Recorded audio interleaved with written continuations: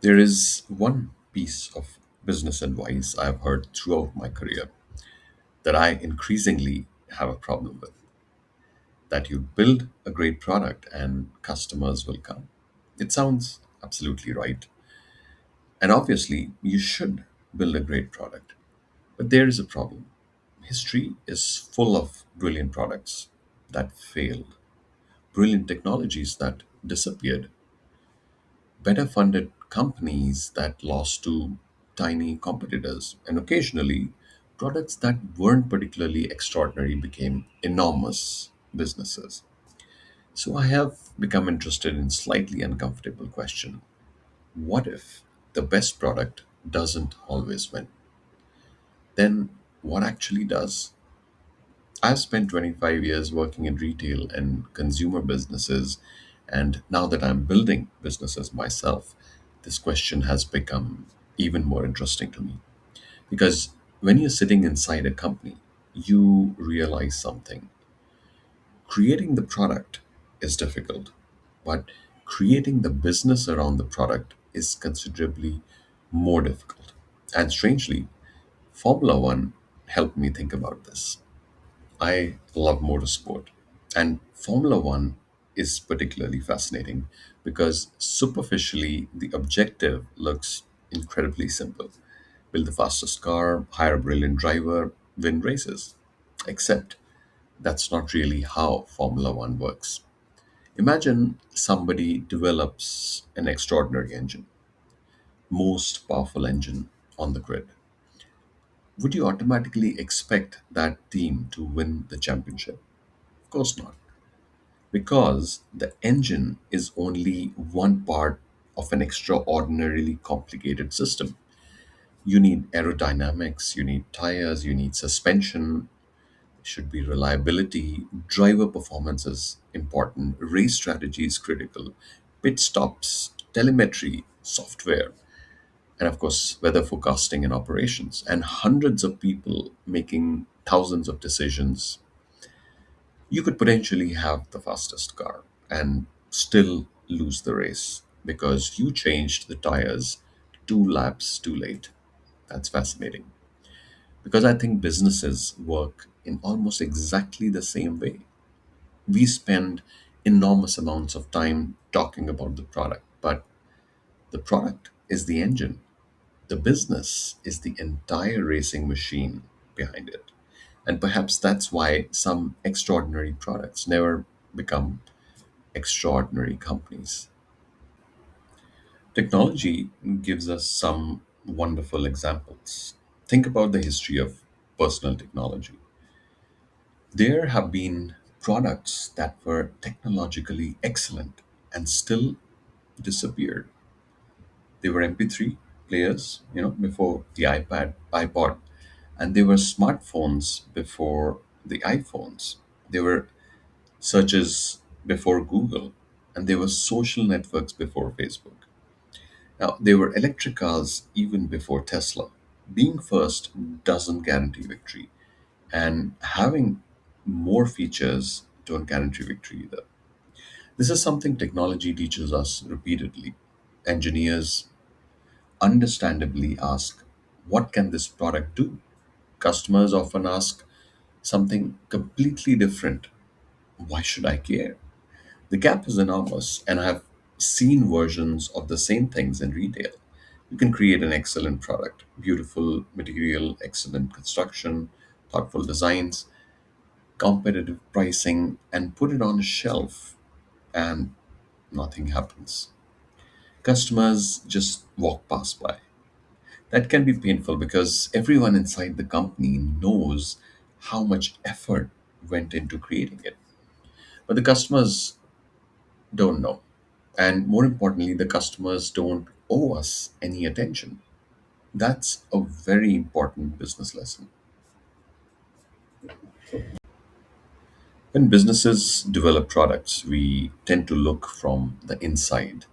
We know the fabric, the technology, we're aware of the manufacturing, engineering features, and all the compromises we made, and the months of development. The customer seems to notice none of that. Imagine walking into a supermarket and thousands of products are effectively screaming at you that you choose me. Or opening Amazon or Instagram and walking through a shopping mall, the modern consumer doesn't suffer from any lack of choices. They suffer from too much choices, which means your first competitor isn't another product.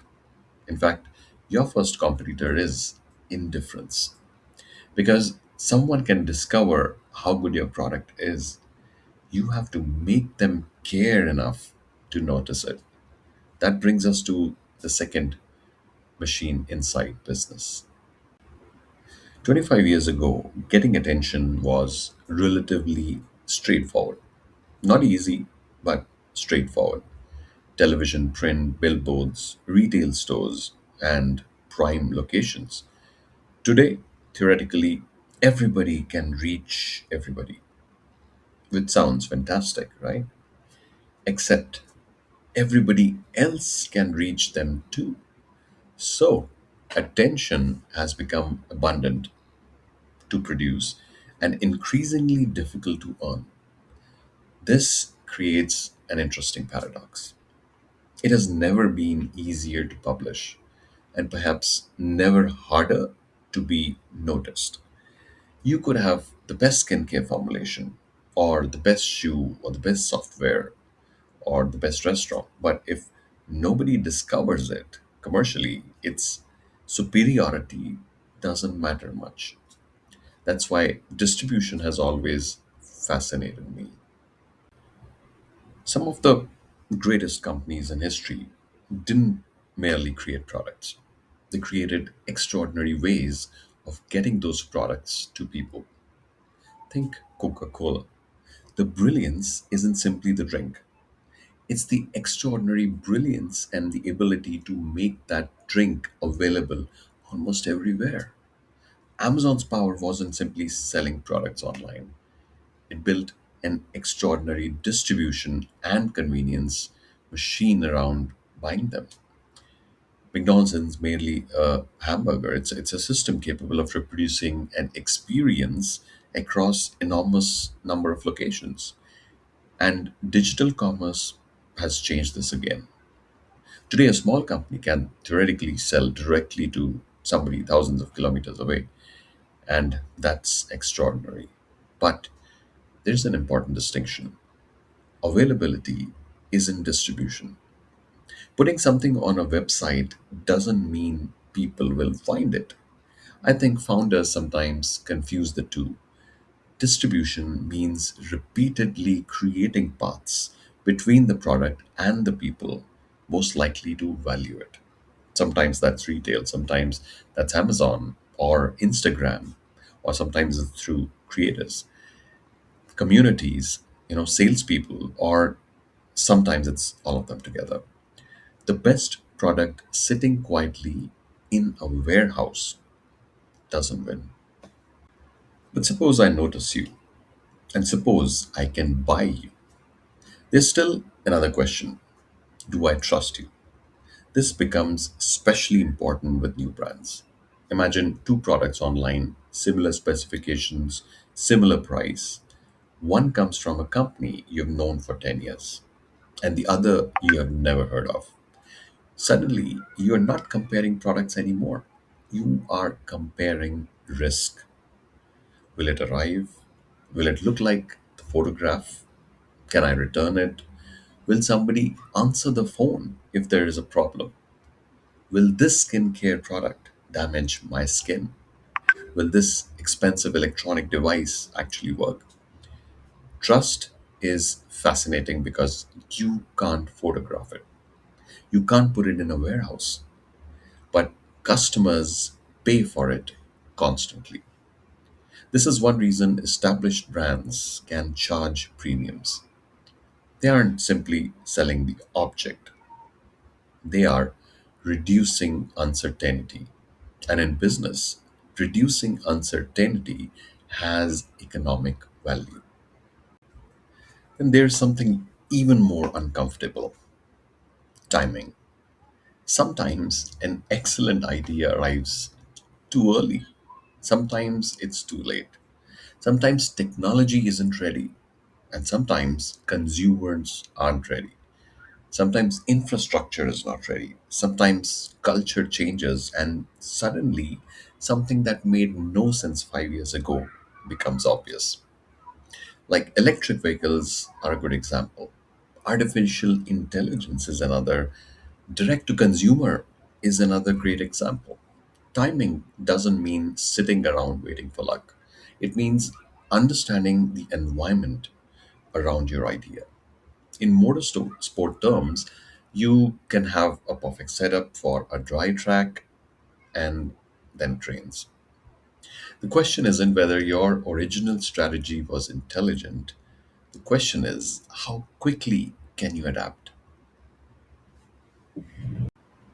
And this brings me to perhaps the least glamorous part, which is execution. Business books understandably talk about strategy. Strategy is fascinating. Execution is repetitive, like talking about inventory, cash flow, hiring, quality control, customer complaints, returns, website problems, advertising, supplier delays, follow ups, you name it. Hundreds of small decisions, and I am discovering this myself now.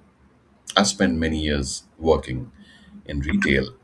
You would imagine that experience makes building a new company easier, and it does, don't get me wrong.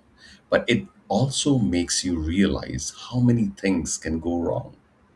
You can have the right customer, you have the right idea, great positioning, perfect product, and still execute badly. This is perhaps the closest business gets to racing.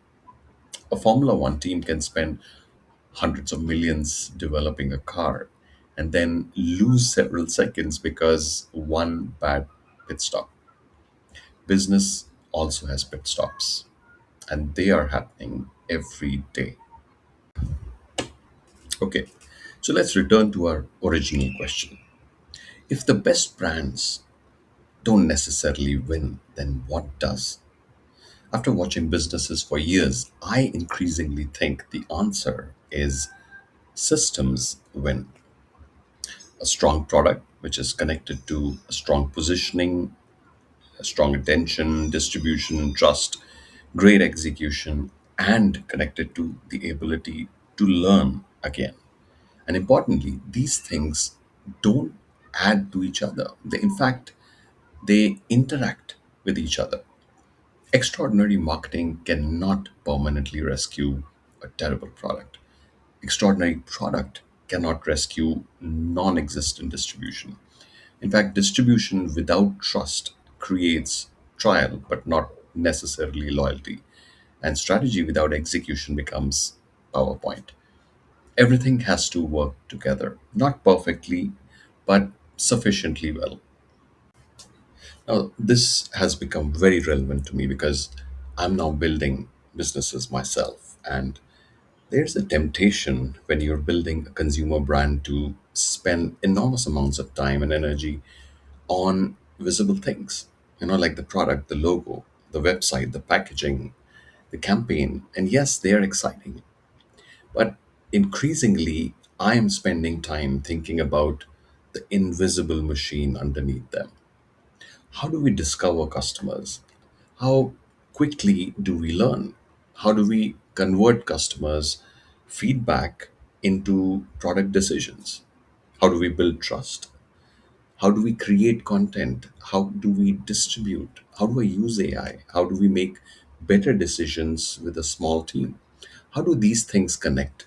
Because ultimately, I don't want to build a collection of products. I want to build a system capable of repeatedly creating successful consumer businesses. And that's a completely different challenge. So the next time somebody tells you, just build a great product, agree with them. You absolutely should. But remember, Formula One teams don't win championships by building great engines. They win because hundreds of interconnected things work together.